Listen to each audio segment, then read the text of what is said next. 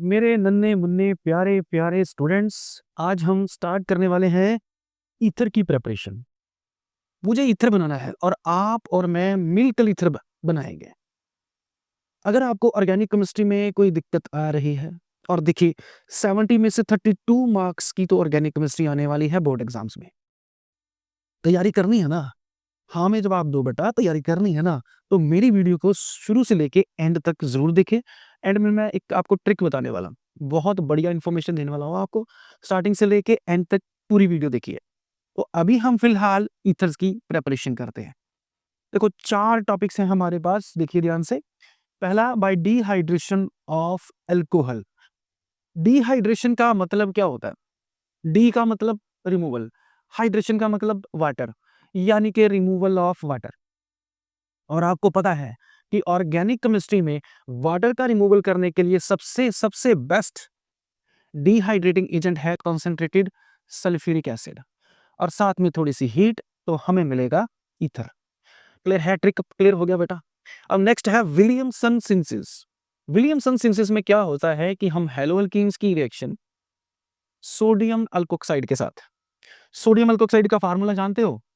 अरे बच्चों, sodium alkoxide का फार्मूला होता है ये, ठीक है। इसके मैंने उल्टा करके लिख दिया, इसमें से X जाएगा और इसमें से Na जाएगा, तो ये बनेगा ROR, यानी कि ईथर। ठीक है। उसके बाद होगा अल्काइल हैलाइड का रिएक्शन ड्राई सिल्वर ऑक्साइड के साथ, यानी Ag2O के साथ। क्लियर है? और लास्ट में होगा ग्रिग्नार्ड रिएजेंट, यानी कि RMgX। और याद रखिए कि ग्रिग्नार्ड रिएजेंट सिर्फ तभी इस्तेमाल होगा जब चेन को इंक्रीज करना होगा, यानी कि असेंट ऑफ चेन, चेन को बढ़ाने के लिए ही ग्रिग्नार्ड रिएजेंट का यूज करें। ये 4 टॉपिक्स हम पढ़ने वाले हैं।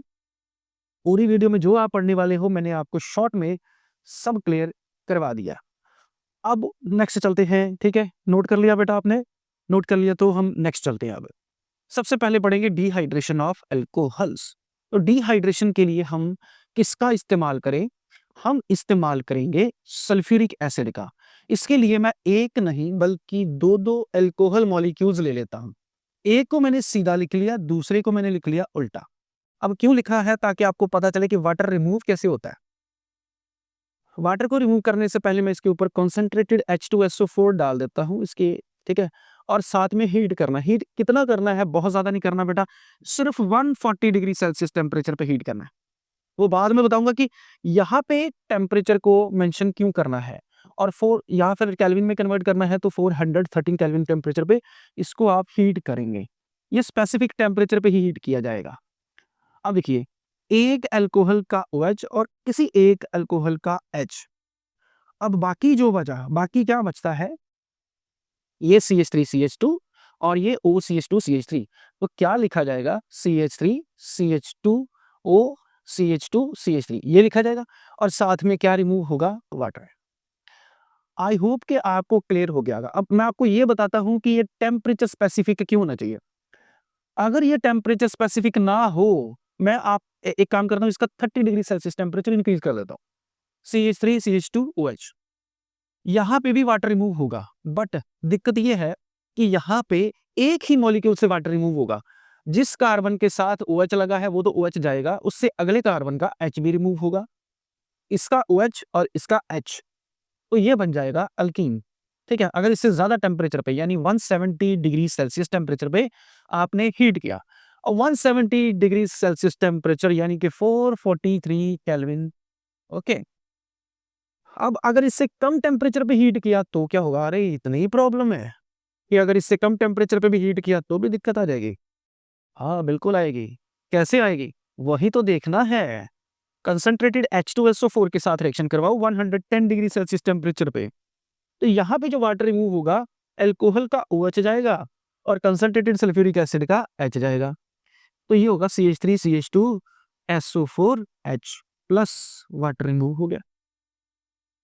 अब यहाँ पे अल्काइल हाइड्रोजन सल्फेट बना, तीनों में अलग अलग प्रोडक्ट, यानी कि 140 डिग्री सेल्सियस टेम्परेचर पे आपको मिलेगा ईथर और 170 पे मिलेगा अल्कीन। बनाना था ईथर, बन गया अल्कीन। बजानी थी बांसुरी, बज गई बीन। ठीक है। तो क्लियर है आप लोगों को? अरे बच्चों बोलो, क्लियर है? एक और परेशानी बताता हूँ। अगर मैं इसी टेम्परेचर पे टर्शियरी अल्कोहल्स की रिएक्शन करवा दूँ तो क्या होगा? देखिए क्या होता है। अगर मैं इसी टेम्परेचर पे टर्शियरी अल्कोहल की रिएक्शन करवा दूँ, 140 डिग्री सेल्सियस टेम्परेचर पे ही सल्फ्यूरिक एसिड के साथ रिएक्शन करवा दी जाए, तो परिणाम कुछ भयंकर होंगे। ये OH और नेक्स्ट वाले कार्बन से H जाएगा और ये बनाएगा अल्कीन। यहाँ पे बनाएगा अल्कीन। ये लो, हमने बना दिया यहाँ पे अल्कीन, फिर वही प्रॉब्लम। ठीक है? तो याद रखिए कि ये सिर्फ प्राइमरी अल्कोहल्स के लिए है। इसके लिए प्राइमरी अल्कोहल्स के लिए, सेकेंडरी और टर्शियरी अल्कोहल्स इसमें पार्टिसिपेट नहीं करेंगे। नोट कर लिया? चले, नोट कर लिया तो मैं इसका पूरा का पूरा स्टेटमेंट आपको बता देता हूँ कि क्या है। ट्रिक बताता हूँ कि कैसे याद करें इसको। चलिए आगे, चलिए अगर आप कर देते हैं, एक बार फिर बताता हूँ कि अगर आप प्राइमरी अल्कोहल्स का, इसका प्राइमरी अल्कोहल्स का इस्तेमाल करेंगे, ठीक है, कंसंट्रेटेड H2SO4 के साथ 140 डिग्री सेल्सियस टेम्परेचर पे, तो आपको मिलेगा ईथर। ठीक है? अगर सेकेंडरी या टर्शियरी अल्कोहल का इस्तेमाल करेंगे तो ये देगा ईथर, ईथर नहीं देगा, क्या देगा? अल्कीन। 140 डिग्री सेल्सियस टेम्परेचर पे भी ये आपको अल्कीन दे रहा होगा। और अगर आपने टेम्परेचर को इंक्रीज या डिक्रीज किया तो मैंने रिजल्ट आपको बता दिया था। चलिए आगे। अब याद रखिए कि एसिड कंसंट्रेटेड सल्फ्यूरिक एसिड की क्यों लेना है। देखो जी, सल्फ्यूरिक एसिड जो है ना, वो H पॉजिटिव छोड़ने के बाद ये जो चीज बनती है ना, ये वाली, इट इज अ न्यूक्लियोफाइल, और ये न्यूक्लियोफाइल बहुत ज्यादा स्ट्रॉन्ग होता है। ठीक है? और अगर आपने HCl की रिएक्शन करवाई होती तो Cl नेगेटिव भी न्यूक्लियोफाइल बनता है, बट ये वीक होता है। ठीक है? तो इसलिए ये सबसे बेस्ट प्रोटिक एसिड है, best protic acid. Okay, clear हो गया? चलिए आगे, क्यों सल्फ्यूरिक एसिड ही इस्तेमाल किया जाता है डिहाइड्रेटिंग एजेंट के लिए। चलिए आगे नेक्स्ट। ये हो गया, क्लियर हो गया कि सेकेंडरी, देखो ध्यान से पढ़ लो क्या है। Protic acid like sulphuric acid undergo dehydration to produce ether, temperature 413 kelvin. Secondary और टर्शियरी अल्कोहल्स डिहाइड्रेशन के बाद अल्कीन देंगे, ईथर नहीं देंगे। क्लियर है? समझ आ गया तो चले आगे। ओके, आगे चलते हैं। देखिए बेटा, आगे जाने के बाद हमें पता चला कि हमने मैकेनिज्म भी पढ़ना है। मैकेनिज्म मैं समझाता हूँ बाद में, रीडिंग इसके स्टेटमेंट वगैरह देख लेना आप। ठीक है? मैं लिखने वाला हूं यहाँ पे mechanism of dehydration of alcohols. अब अल्कोहल्स की डिहाइड्रेशन हो तो अल्कीन भी बनता है और ईथर भी बनता है, बट मैं कौन सा मैकेनिज्म करवाने वाला हूं? ईथर का। बट दोनों में एक चीज कॉमन है कि ये 3 स्टेप की रिएक्शन होती है। कितने स्टेप्स की? 3 स्टेप्स की। कौन कौन सी? पहले होगा H पॉजिटिव ऐड यानी कि प्रोटोनेशन। दूसरे में होगा रिमूवल ऑफ वाटर, वाटर का रिमूवल। और सबसे पहले जो आपने H पॉजिटिव ऐड किया था, अब उसी H पॉजिटिव को रिमूव कर दो। तो कितने स्टेप्स में ये रिएक्शन हुई? 3 स्टेप में रिएक्शन होती है। पहले प्रोटॉन ऐड करो, अल्कोहल को प्रोटोनेटेड अल्कोहल बनाओ, फिर उसके बाद वाटर को रिमूव करो, और उसके बाद प्रोटॉन भी H पॉजिटिव भी रिमूव कर लो। 3 स्टेप्स में से सबसे पहला स्टेप जो होता है उसका नाम होता है प्रोटोनेशन ऑफ अल्कोहल्स। क्या होगा? प्रोटोनेशन ऑफ अल्कोहल्स होगा। ठीक है? वो कैसे? C2H5O, आपको पता है कि ऑक्सीजन के पास 2 लोन पेयर ऑफ इलेक्ट्रॉन है। जहां H पॉजिटिव देखा नहीं, पॉजिटिव चार्ज देखा नहीं, बस मेरे पास तो लोन पेयर ऑफ इलेक्ट्रॉन है, मैं तो देने के लिए तैयार हूं। बस ऑक्सीजन को एक ही बात है कि मेरे पास तो लोन पेयर ऑफ इलेक्ट्रॉन है, मैं तो दिलदार हूं H पॉजिटिव में। ठीक है? तो मैं तो H पॉजिटिव को अपने इलेक्ट्रॉन दूंगी ताकि वो H मेरे साथ जुड़ जाए। जुड़ गया तो इस पे पॉजिटिव चार्ज आएगा। ऑक्सीजन ये भूल गई कि इस पे अगर पॉजिटिव चार्ज आ गया तो ये और ज्यादा इलेक्ट्रोनेगेटिव हो जाएगी।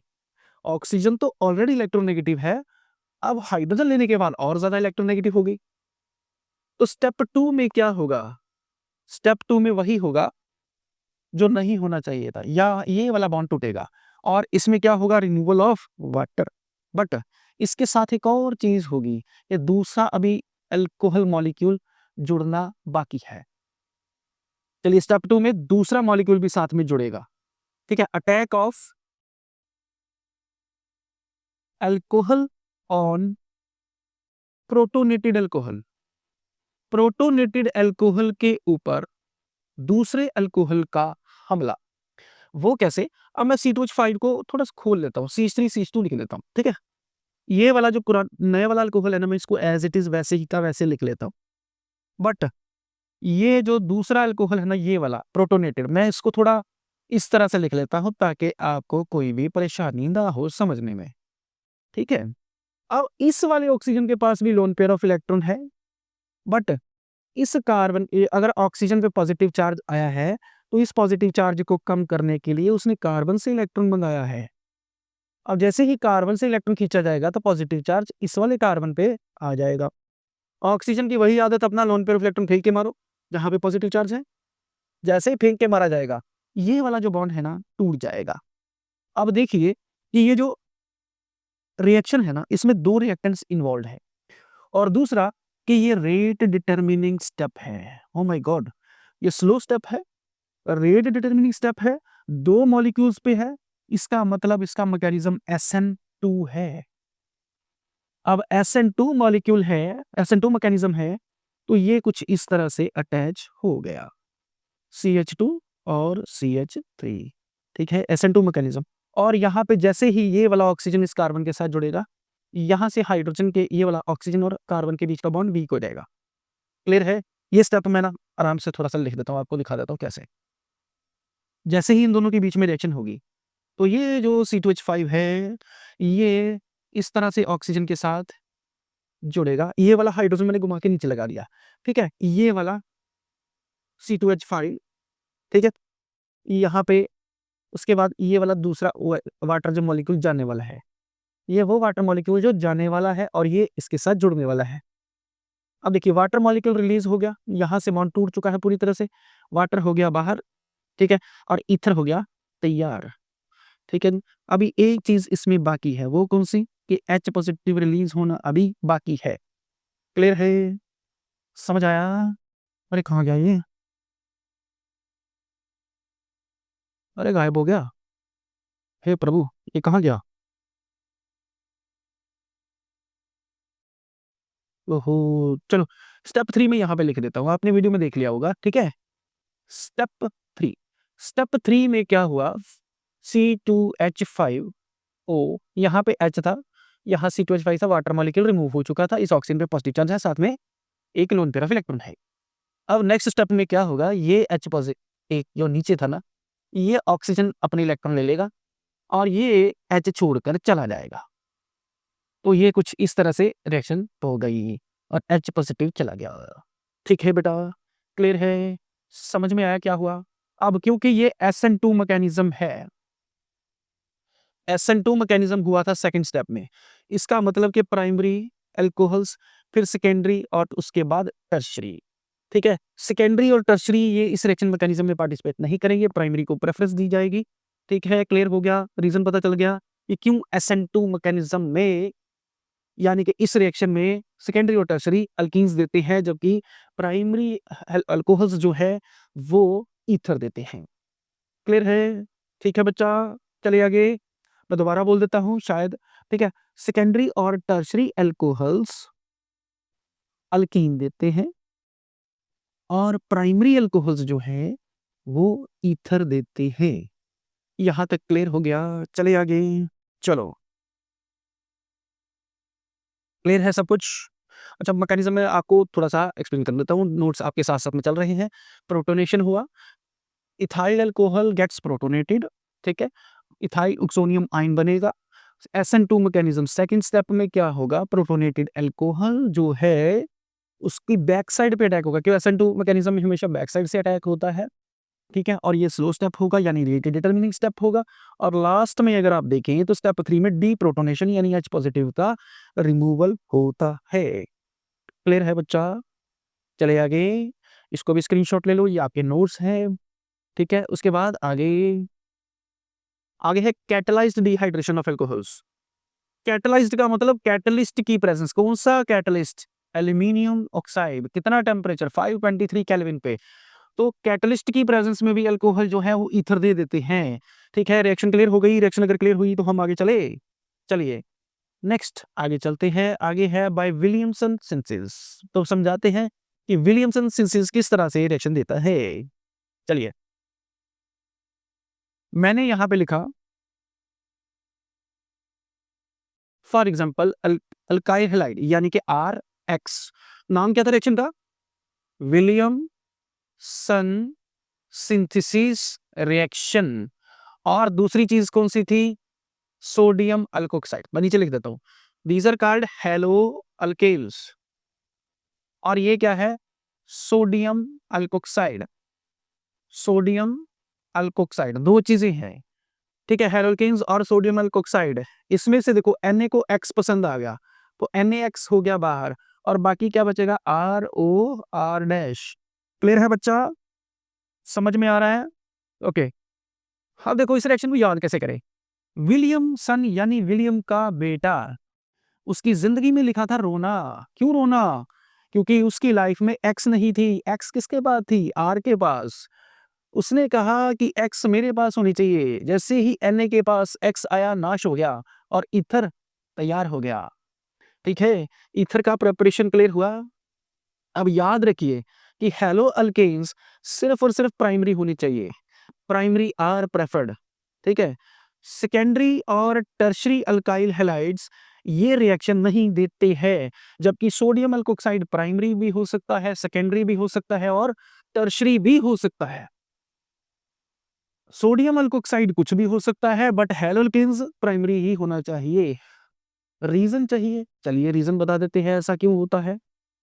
क्योंकि ये रिएक्शन भी SN2 मैकेनिज्म में आती है। SN2 मैकेनिज्म यानी कि एक और रीजन है। एक तो SN2 मैकेनिज्म में आती है, इसका मतलब है कि order of reactivity primary, secondary और टर्शरी। दूसरा रीजन स्टेरिक हिंड्रेंस। दो रीजंस की वजह से अल्काइल हैलाइड्स सेकेंडरी और टर्शरी रिएक्शन नहीं देते हैं। ये नोट कर लीजिए, फिर उसके बाद आगे चलते हैं। ठीक है, विलियमसन सिंथेसिस बहुत डिटेल में बताता हूं मैं आपको। एक भी क्वेश्चन आपका एग्जाम्स में छूटना नहीं चाहिए। और आरएक्स की बात करें तो चलिए नेक्स्ट करवाता हूं मैं आपको, फिर बताते हैं आपको क्या क्या करना है। यहाँ नोट कर लो। ठीक है, चलो। हाँ, ये रहा। मैं आपको बता था ना कि ये प्राइमरी ग्रुप होना चाहिए, ये प्राइमरी, सेकेंडरी, टर्शरी कुछ भी हो सकता है। चले आगे। चलो, ये रही लिमिटेशन। अगर आप गलती से भी सेकेंडरी और टर्शरी अल्काइल हैलाइड का इस्तेमाल करते हैं तो अल्कीन्स को प्रेफर किया जाएगा। ठीक है, स्टेरिक हिंड्रेंस होगा। ठीक है, मैं आपको एक एग्जांपल से समझाता हूं कि किस तरह से अल्कीन प्रोड्यूस होगा। चलो लो जी, मैंने मान लीजिए कि मैंने टर्शरी अल्काइल हैलाइड यूज कर रहा। मैं इसको थोड़ा सा इस तरह से लिख सकता हूँ। बोलिए, क्या मैं लिख सकता हूँ ऐसे? CH3 को HCH2 लिख सकता हूँ। अब यहाँ पे मान लीजिए ब्रोमीन है। ब्रोमीन ने कहा मुझे इलेक्ट्रॉन्स चाहिए कार्बन से, तो ऐसे में क्या होगा? कार्बन पे पॉजिटिव चार्ज आएगा। कार्बन इस पॉजिटिव चार्ज को कम करने के लिए अगले कार्बन से इलेक्ट्रॉन मंगवाएगा। अब कार्बन भी इलेक्ट्रॉन कहां से लाएगा? वो इस हाइड्रोजन से इलेक्ट्रॉन मंगवाएगा। अब हाइड्रोजन भी कहां से इलेक्ट्रॉन लेकर आएगा? वो ये एक ही इलेक्ट्रॉन था जो छोड़कर चला जाएगा, और इसलिए H पे पॉजिटिव चार्ज आएगा। ब्रोमीन उधर से छोड़कर जाएगा। तो यहाँ पे अगर सोडियम हाइड्रोक्साइड के साथ रिएक्शन होगी तो याद रखिए कि ये जो छोड़ कर गया था ब्रोमीन, ये Na के साथ भाग जाएगा, NaBr बनाएगा। और ये जो RO था ये इस H के पास आएगा और अल्कोहल बनाएगा, ROH बनाएगा। जो बाकी बच जाएगा इस कार्बन और इस कार्बन में डबल बॉन्ड बनाएगा। तो मुझे लगता है कि आपको अब समझ में आएगा कि अल्कीन टर्शरी हेलोल्कीन क्यों बनाएगा। क्लियर हो गया? अगर क्लियर हो गया तो आगे चले बेटा। ये क्यों टर्शरी हेलो अल्केन्स इस तरह की रिएक्शन में ईथर प्रोड्यूस नहीं कर सकते। चले चले बेटा आगे। चलो, अब एरोमेटिक की बात करें। किसकी? एरोमेटिक की। एरोमेटिक में क्या? मुझे बताइए कि अगर मैं फिनोल से अब फिनोल के पास तो सोडियम है नहीं, तो उसके ऊपर सोडियम लगाना है, मुझे सोडियम अल्कोक्साइड बनाना है, तो पहले मैं सोडियम हाइड्रोक्साइड के साथ रिएक्शन करवाऊंगा। पहले मैं सोडियम फिनोक्साइड बनाऊंगा। सोडियम फिनोक्साइड बनाने के बाद मुझे इसकी रिएक्शन किसके साथ करवानी चाहिए बताओ? अल्काइल हैलाइड यानी CH3Cl के साथ। Na और Cl बाहर हो जाएगा और CH3 ऑक्सीजन के साथ, यानी कि ये मिथॉक्सी बेंजीन प्रिपेयर हो गया। ठीक है जी, क्या बन गया? मिथॉक्सी बेंजीन, यानी कि एनिसोल। और क्या मैं इस रिएक्शन को कुछ इस तरह से लिख सकता हूं? अगर मैं क्लोरोबेंजीन की रिएक्शन सोडियम मिथॉक्साइड के साथ करवा दूं तो क्या मुझे ईथर मिलेगा? नहीं, नो ईथर। क्यों नहीं? अभी पढ़ते हैं। क्लोरीन, आपको पता है कि क्लोरीन और कार्बन के बीच में डबल बॉन्ड कैरेक्टर है। CCl bond has partially double bond character. क्यों डबल बॉन्ड है? डबल बॉन्ड कैरेक्टर क्यों शो किया? आपने रेजोनेंस पढ़ा होगा। ड्यू टू रेजोनेंस, रेजोनेंस की वजह से कार्बन और क्लोरीन में डबल बॉन्ड है, so nucleophilic substitution is not possible. Substitution is not possible. ठीक है जी। अब सब्स्टिट्यूशन, न्यूक्लियोफिलिक सब्स्टिट्यूशन कैसे है भाई, वो भी देख लो।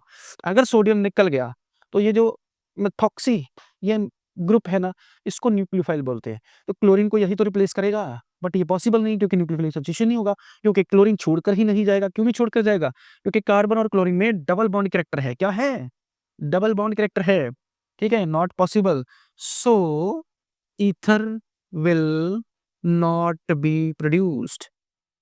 तो ईथर प्रोड्यूस नहीं होगा। क्लियर हो गया आपको? ठीक है। अब ये सोच रहे होगे कि यहाँ पे क्या है? यहाँ पे ऑक्सीजन और कार्बन के बीच में डबल बॉन्ड है, बट ऑक्सीजन तो छोड़ कर ही नहीं गया, ऑक्सीजन तो वहीं पे है। हमने तो Na की जगह CH3 लगा दिया है।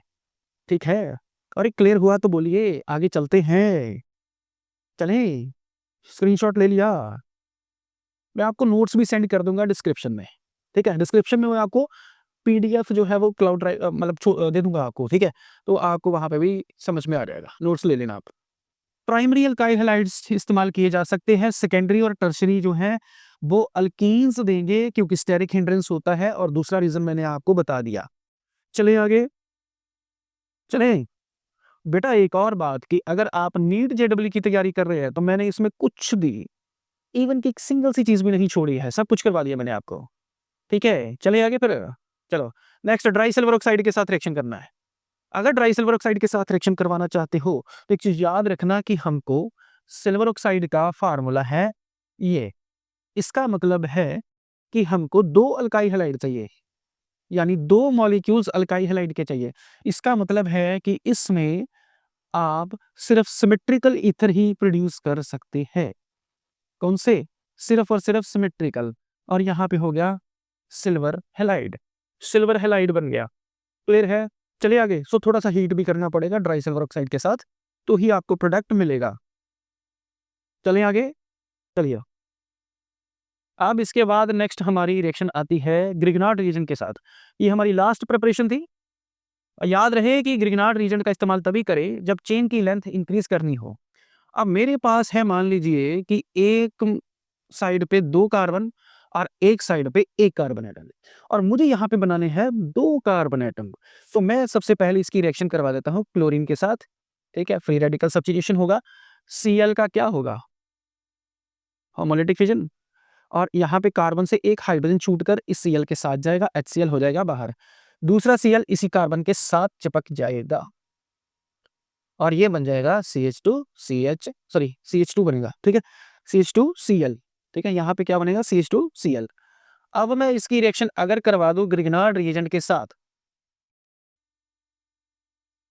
तो यहाँ पे मैग्नीशियम पे पॉजिटिव, कार्बन पे नेगेटिव। याद रखिए कि ब्रोमीन और मैग्नीशियम का बॉन्ड नहीं तोड़ना है क्योंकि वो आयनिक बॉन्ड है। कार्बन और मैग्नीशियम का बॉन्ड तोड़ने के लिए मैग्नीशियम हमेशा पॉजिटिव चार्ज क्योंकि मेटल है, कार्बन पे नेगेटिव चार्ज। यहाँ पे क्लोरीन हमेशा नेगेटिव चार्ज लेता है और कार्बन हमेशा पॉजिटिव चार्ज। तो पॉजिटिव को नेगेटिव से, नेगेटिव को पॉजिटिव से मिला दीजिए और ईथर बना दीजिए, जिसमें दो कार्बन एटम दोनों साइड पे हो तो ये बन गया जी डाई इथाइल ईथर।